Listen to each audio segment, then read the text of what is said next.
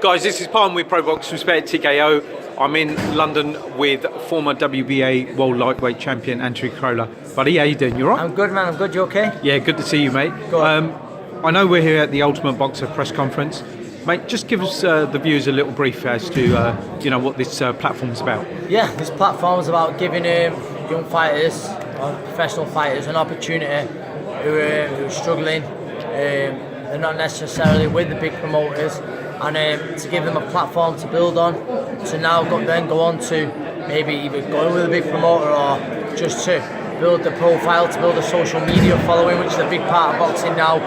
And it's just giving them an opportunity. There's so many young fighters who have to walk away from the sport because they can't basically fund their boxing career, and a lot of people don't realise that it's not all glitz and glamour.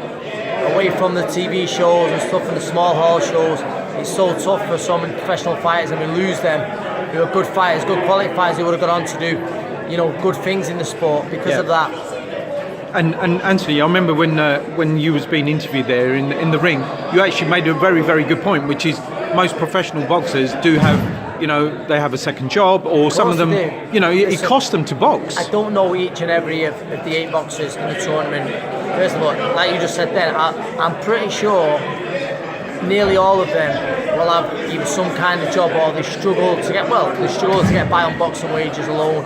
To provide. Some of them will have families, some of them will have bills to pay, and that I'm pretty certain of, and that's what it does. It actually costs a young boxer. It costs them to be a professional boxer, and people think, it's all glitz and glamour. That's it. He's a professional boxer. He's going to be earning this and that. It doesn't work like that. Anthony, we said off camera that we're hoping this concept really takes off. And fair play to Ben, one of the guys who set this up as well. Ricky Hatton's here in support, also Paulie Malignaggi.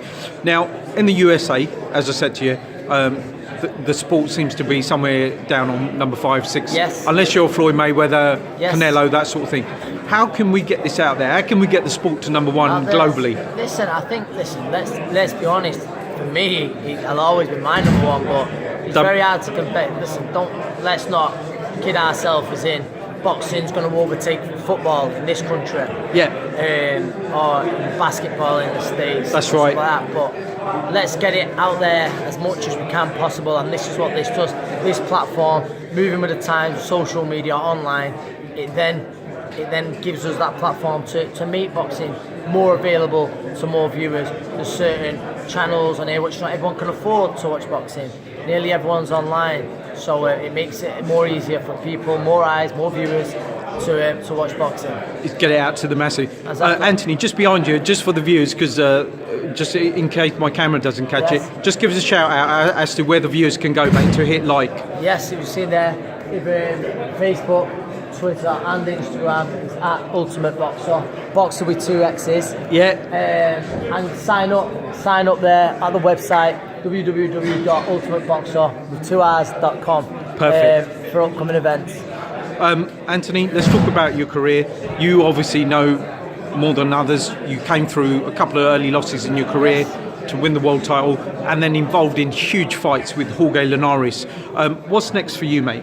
Next for me, in the next few days I'll have an announcement. Obviously I can't say just yet until I get permission to do so, but it'll be a 12-round fight, someone in the top 15, so it'll be a good opponent. I don't know who the opponent is yet. That's genuine, and that's the plan there, to win there on a big card, and look forward to a big summer showdown.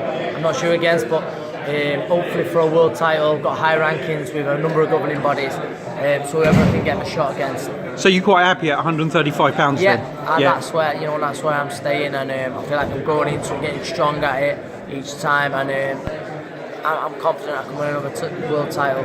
I mentioned to you how a few weeks ago I interviewed Jorge Linares and Ismael Salisat in Vegas. Yes. They had a lot of love and support for you, buddy. They said a lot of kind words about you. So 2 nice guys, real nice guys.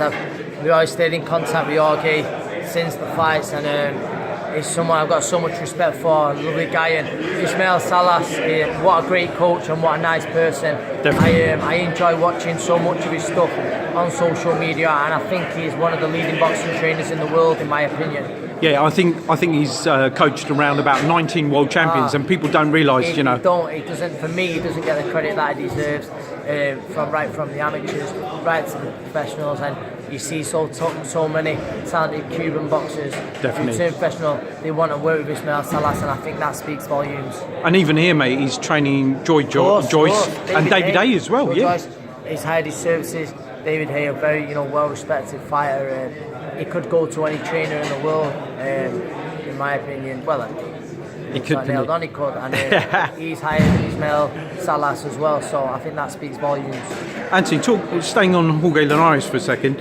When I interviewed him, he said to me after this fight a couple of weeks ago, he was going to move up to 140 pounds. By the looks of it now, mate, there's talk about him staying at 135 to fight Lomachenko. Yes. So what do you reckon potentially his next move might be? I think that the Lomachenko fight is the fight he wants. Yeah. I think it's a great fight as well. I'd love to see it. I'm probably Jorge at start underdog, but I'm one of people, not just because I've been in with him, who believe he could do it. I think you've got two of the purest boxers in the sport of boxing going up against each other. Two unbelievable fighters, two future Hall of Famers, and I'd love to see that fight. I know that's a fight that Jorge Linares is keen on, and certainly Lomachenko, he seems keen on it as well. So let's hope we see it. Two of the very best fighters of the past few years, and let's not forget, there's another name he mentioned, which is Mikey Garcia. Unbelievable fighter. Unbelievable fighter. Unbelievable fighter, and then Mikey's moving up to 140 for this next fight. Whether he comes back down or not, I'm not sure. But if he does, throw Mikey in the mix. He's an unbelievable fighter we've watched for years too, and you've got three great names there. Mate, I know you've got a great friendship with Jorge. Can you see a trilogy between yourselves? Listen, I've got to be honest. Listen, honour to share the ring with Jorge. First fight was competitive, warranted the rematch. Second fight, Jorge beat me well, and obviously disappointed because I believe I could turn it around, but he didn't. He beat me well so much, so there's not the demand there for the third fight, unless I get myself into a position where I'm a mandatory, and I'm sure Jorge, he wants to do his own thing. But listen, never say never. Never say never. Well done, champ. Are you still with Matchroom? Still with Matchroom Boxing, yes. Okay, all right. So we're gonna get an announcement hopefully in the next few days. Next few days, yeah, this week for sure. All right.